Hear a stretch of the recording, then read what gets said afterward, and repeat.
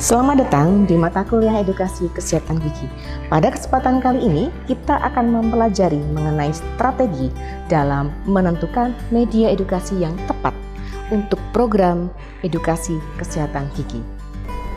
Setelah menonton video ini, diharapkan mahasiswa mampu memahami berbagai faktor yang perlu dipertimbangkan dalam menentukan media edukasi yang sesuai dengan perencanaan yang telah ditentukan.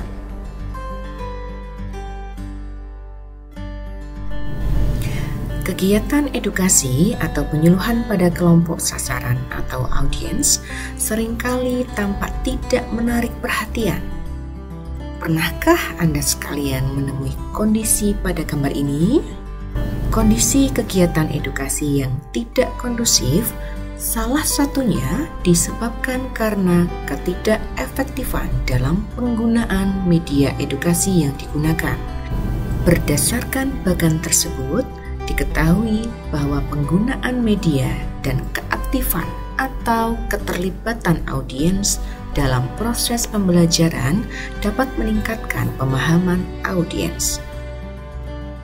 Sebelumnya, mari kita ulas kembali bahwa pada dasarnya terdapat 6 kategori dasar media, yaitu teks atau tulisan, audio atau suara, video, visual, manipulatif, dan manusia atau people.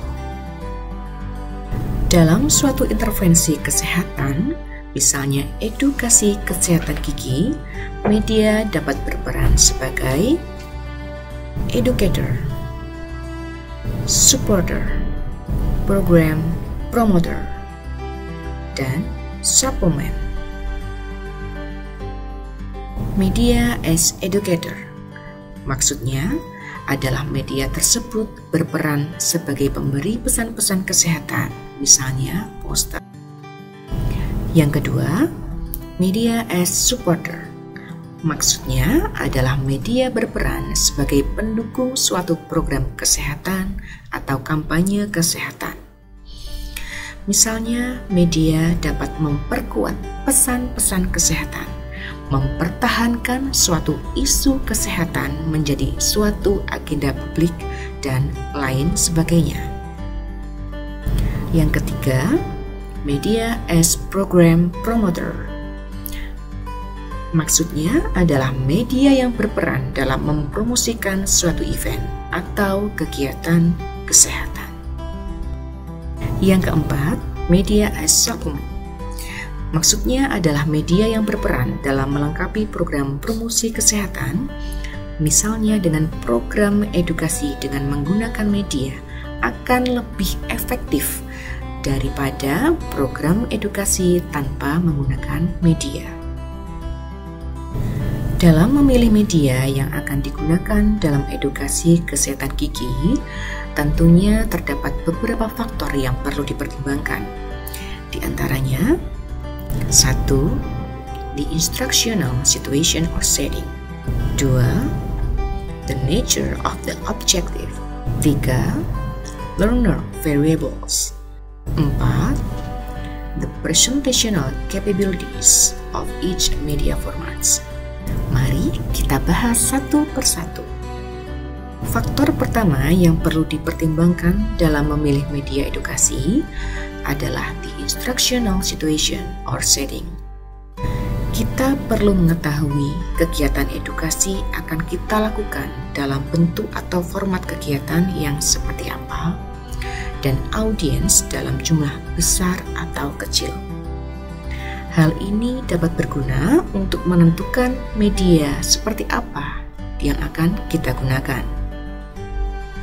Sebagai contoh, jika kegiatan edukasi kesehatan gigi dilakukan pada kelompok sasaran dalam jumlah besar, poster dengan ukuran A3 tentu tidak akan efektif jika digunakan.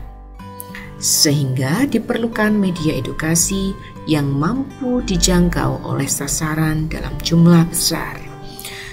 Misalnya dengan menggunakan PowerPoint presentasi atau video edukasi yang ditampilkan melalui layar proyektor yang besar. Faktor kedua yang perlu dipertimbangkan dalam memilih media edukasi adalah the nature of the objective. Dalam hal ini, kita perlu mempertimbangkan apa tujuan pembelajaran dari edukasi kesehatan gigi yang kita rencanakan. Apakah tujuan pembelajaran yang ingin kita capai berada di ranah aspek kognitif, afektif, atau psikomotorik? Tentunya media pembelajaran disesuaikan dengan tujuan pembelajaran edukasi kesehatan gigi, agar kegiatan edukasi kesehatan gigi yang kita lakukan dapat mencapai tujuan yang kita rencanakan. Selanjutnya, faktor yang perlu dipertimbangkan dalam memilih media edukasi adalah learner variable atau faktor yang berkaitan dengan sasaran kegiatan. Beberapa learner variable diantaranya adalah literacy, learning style, learning needs, gender, age, dan socio-demography. Berbagai learner variable tersebut tentu perlu kita perhatikan.